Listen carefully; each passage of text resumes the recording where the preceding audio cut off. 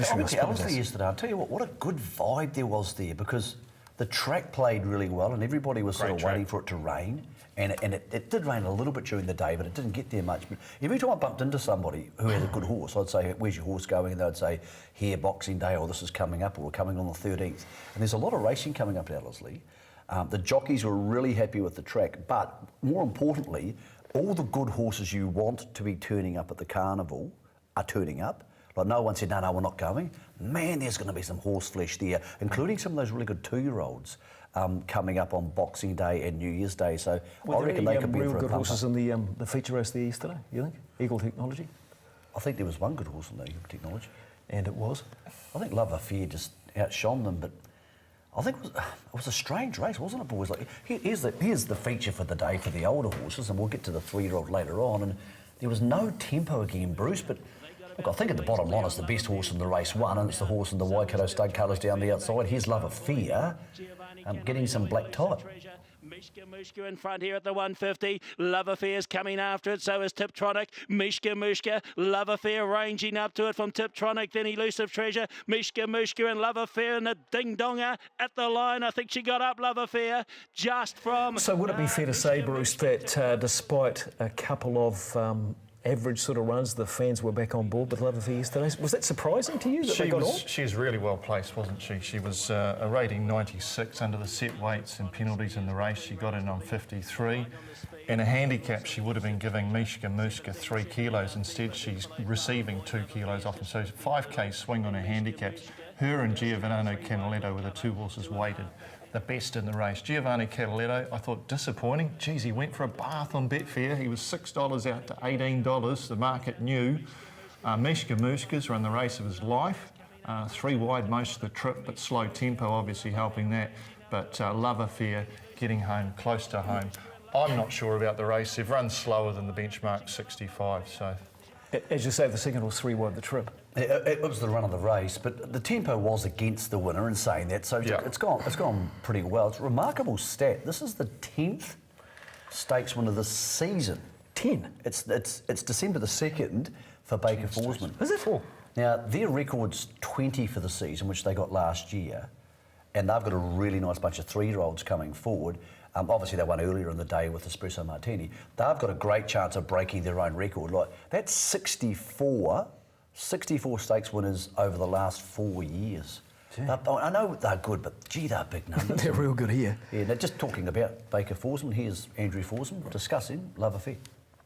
A real gutsy effort today. She's been able to do a good job to pick up Mishka there. Yeah, it was a good effort. Look, the second horse was brave too. He was 3 wide the whole way without any cover, but it was a muddling run race and definitely didn't suit her, and that's what we were nervous about. But I said to Matt, don't panic, just ride her like she's the best in the race, and thankfully her class got her through. What did you put your finger on at sort of the last couple of runs? Sort of a muddling run race last time at Tauranga, which didn't suit her? Yeah, I think to get a mile, she needs a truly run race, and that's probably what she didn't get at Tauranga. She didn't get it again today. And probably 14 with a bit of speed on is really her go, but we missed the race at Pukekohe with a wet track last week. So, look, she deserved a stakes win. She's got it today, and just thankful she has. And thank you very much to Waikato Stud. Okay, what's in front of her now? What's the sort of targets you've got in front for this runner? Look, we'll just take it one race at a time, really. Look, she's had a fair bit of racing now this prep, so we'll just keep her ticking over and find suitable races for her. Nicely done, Matt. Gutsy mare, and she had to show it there today as well to pick up that leader. Yeah, she did. I'd got on the back of the horse that was 3 wide, and she, she had to be good because Mishka actually kicked really well. Surprised me, put a couple of lengths on me, but she's a good mare, and she deserves it and dug deep like a good horse does. What have you made of her form coming into this preparation? Yeah, it's hard. She's a day-by-day mare, and Andrew and Murray and the girls at home have done a super job, nursing her along. And there was a Tauranga race, and then she was in at counties, and probably wasn't going to work. And the race here last week, and then she's come here, and this is what she needed, and she's got the Group 3 she deserved. She's a real winner. She's won 6 races now from 12 starts. Yeah, she's a real winner. Like I say, she's a day-by-day horse, so she can turn up and go a blinder and then not feel on her game the next time. But they've done a great job to get her here, and she's got that group success that is valuable for a breeding point of view. Matt Cameron, I thought he did a good job, Mick, with this horse. She got back, but he jumped her out well and just let her drift off the speed. So often in slowly run races with back markers, jockeys just let them fall out of the gates. They end up last, but she's done nothing in the run and had something to kick with. Yeah, and she has good options now going forward because the Calais Zuzu, that 2-week thing people like to do with their horses. Tarapa, obviously, 2 weeks from yesterday, and then on to the Rich Hill Mile, which you would get in a very nice weight. Both those races look good races for them. But I'm always interested, Alicia, for us watching at home or on track, when it's a slow tempo race and you're a little bit further back than you want to be, we, as punters, get angry and go, why do you take off? So what's the case there? Is it a case where it's horse by horse about what you do in a slow tempo race and what decision you make? From my perspective, you really don't want to change your horse's pattern of racing. You don't want to be taking off at the 1,000-metre mark on a mile horse and hoping that it goes the whole way. I mean, they can go a slow tempo, but that means you just want to hop on your horse a little bit early before they sprint. So at the top of the corner, they're only going to be running home 34, 35, 36. You want to be right there so that you can, be there in the finish. So you're not able to make up too much ground in an impossible time. If a trainer says to you, look, we want to drop out the back and be hitting the line nice and hard, but they're going really slow in front and they're going to come home in 33.5, do you feel confident enough to change that, or there's some trainers you don't want to go against their instructions in that regard? Definitely some trainers that you should just listen and do what they've told you, or else you're going to be in the wrong no matter what. But then if you're running for certain trainers and you know them well enough, you can do that. You can sort of take off a little bit early, or in perspective, I really like, if they're going to really slow tempo, I don't see the point of hooking around a field and then sprinting and being left for dead about 5 wide. I'd prefer to get a suck up and wait for a run inside of them, because that's the quickest way home. So if it's a staying race, it's a different thing as well. You're probably better to take off in that situation. If you're sitting one off, you can. If you've got a horse good enough, it'll keep going. Cool. So let's have a look at the beaten jockeys' reactions. Mamma mia, what happened to Giovanni for one? Yeah, really wrapped with him. He's obviously just been rolled the last couple of hops, and he's had to do a fair bit of the donkey work after being caught wide and posted, and just opted to put a little bit of pressure into the race as he sort of likes to roll along. But looking to 2,000 metres, I mean, he's definitely on his way back to his old form. Yeah, just went a little bit hard early, but then he had every chance to come up to the winner. He just challenged nice. Yeah, it was a very good run. I just got held up in behind Lee Finnis's mount, just straightening, and it sort of probably cost me 5 or 6 lengths. The horse had been a lot closer. It was a strong run and good effort. Yeah, look, he jumped well. He felt good underneath me, but it's his second run after having a long time off, and I think he'll improve with it. Now he's just looking to get to a middle distance pretty quickly. Yeah, it went a nice run. Probably just come to the end of the last little bit, got out and ran on really nicely, but halfway up, you could really feel him blow out. Just before we go to the next feature race, what did you make of Giovanni? Did we stay on for another race? I spoke to Scotty about it, and he said willing to forgive, but it wasn't like no problems. It was like, okay, willing to forgive. But look, I think he's going to be better out to 2,000 metres, but he's going to need to be a lot better, because it wasn't like he battled. He only ran past one horse. Yeah, it was nothing. And so look, I think they were initially thinking there's a Beale, but it'd be hard to think he could win that on that. It's a long way to the New Zealand Derby, but I suppose the Trevor Eagle Memorial was a starter for 50k amongst the 3-year-olds over 1,500 metres. Let's get them as they turn for home. Jip Jip Rock, perhaps a surprise favourite, but it was certainly travelling like the winner here. Factor me in, Annie OK. Star Karen further back in the field, then is Mask at the 250. Jip Jip Rock, the one to catch. Leads by 2 from Espresso Martini. Running on also Ambitious Showgirl. Factor me in and Prince Albert out deeper. It's Jip Jip Rock. Espresso Martini's coming after her. Jip Jip Rock, Espresso Martini got it. Espresso Martini beat Jip Jip Rock. Factor me in was third. Were we surprised about the amount of money that went on Jip Jip Rock? Really, out of maidens last start? Not particularly. Her figures were outstanding that day. Her closing sectionals and the overall speed rating. The surprise, I don't think anyone would have had her down as the leader of this race on any speed map, but that's the chance they took from the wide gate. She rolled over and she actually got it pretty cheap in front, and I thought kicked like a winner. Ellerslie can be a bit of a funny track. First time in front there, they can have a bit of a stargaze and a look around. Alicia might be more up to with that. Yes.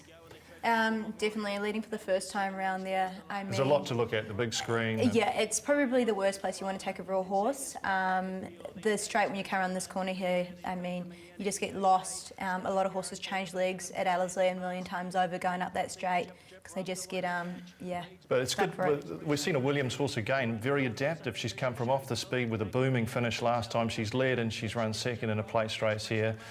Leith Innes with the perfect box seat run on Espresso Martini. He rode Keeper Cruising to a Live-In Classic in a Group 1 and the half-sister to Sea Change as the Espresso Martini's mother, Keeper Cruising, and she gets a well-deserved listed race here. And she just keeps getting better with every run she had. She only looked an average horse at the trials, but every time she goes to the races, she gets better. It's not very big. And, Mother was a midget, yeah. exactly, black type, 4th start in, so she's already done as a broodmare. And every indication she might get, well, on breeding high chaparral. So they probably have the chance to go to the 8 carat, which is on Boxing Day. Would seem a natural target for her, but Media Sensations go there. Spoke to Peter Williams yesterday, so she will go there before she decides, or they decide, whether she heads to the Karaka Mile. But Andrew Forsman again, as I said, it's their 10th, this was their 9th stakes winner for the season. The 10th came up with Love Affair. Here's his thoughts on Espresso Martini. Andrew Forsman, congratulations. Got yourself a lovely trip in behind the favourite and had that last shot at her. Yeah, Leith rode her an absolute treat.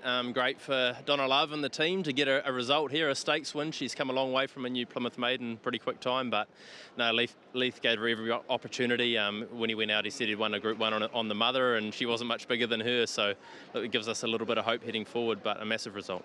A nice race to sort of test the waters for the team. What was your sort of expectations coming in? Oh, look, we thought she was an each way chance at best. If she could lob some black type, that was why we bought her here. And look, it wasn't probably the strongest race in the world. There's a lot of horses on the way up, probably looking for further trips in the future. But she got her race today and she deserves it. A sort of horse now that you can look to come back here. I mean, obviously Christmas racing around the corner with a race like the 8 carat.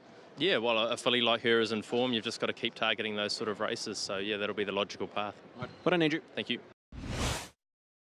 Leith, congratulations. You're able to grab yourself a nice spot in behind the favourite. Yeah, the plan was to lead. They were going probably a fraction too hard for me to keep going. And no, it was a good, strong win. Actually, a long time ago, won on her mum, the Bay Classic. So it was good to ride one out of her.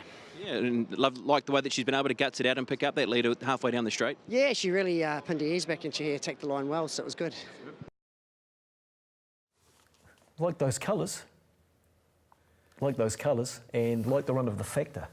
Factor me in, the son of the great. Factor. He worked home really well, so he's one to watch. Thought Rocket Fuel maybe struggled with the distance, but disappointing. And Annie O'Kay's probably an eye-catcher out of the race. I reckon with the clear run, she would have run third. She got badly held up. I think she's a pretty nice horse. I'm wanting to forgive Rocket Fuel. She got upset in the gates, and any time a horse gets upset in the gates, I'd love to know the stats on this. Once they back them out of the gates, it's just a kiss of death. They just so rarely win or perform well afterwards. We saw an exception, the 1,000 guineas at Rickenham, and Valali ran second. But once she backed out, I watched the race with Richo, and he was like, oh. Do you think you should, if they're in that scenario, should it just be scratched? But no, you can't, because that denies the owners and everybody else the chance of winning their money. But as a punter, it's worse than the Santa hat, which is about the worst thing I can say about anything. Here's a stat, here's an absolute stat. Yeah. The Santa hat has absolutely no bearing on the result of the race. I know, but it has a bearing on how I feel about having a punt. But just with that, when a horse has an incident at the gates, and obviously I know there's serious ones and non-serious ones, but can you feel the horse lose a bit of confidence sometimes? Yeah, they get uptight. Obviously, it's out of routine for them as well, and you want them to be as calm as possible when they're in the barriers. So, do you get a say in that environment? No, not really. It just depends if the horse is sore or not. But if your horse is really wound up, it's still okay to run, you just got to deal with the situation and go with it from there. I suppose you get to say if you've got a crushed heel on the gate. Yeah, you could make a complaint, but you don't really want to do that for the owners and trainer sakes. Is it more an issue that, because obviously breathing's so important for them, that they're likely to get into a bad breathing pattern because they've had that shock before? I think with anything, like a horse beside you could play up and you could land the gates and miss the kick or something like that, and they get a little bit wound up there from something like that. So it's a very similar situation. Like, you don't even have to be pulled out for a horse to get wound up in the barriers and have an effect on the way it's going to perform. Look, I don't know about you, but it's really good having Alicia Collett here. Let's go to the break with the horse that I backed in the Greys race at Flemington about 4 weeks ago. It seems like 4 weeks ago. So it was your fault? And, well, it was. didn't wear a I sandal. tell you It what, was it was satisfying yesterday, I can tell you.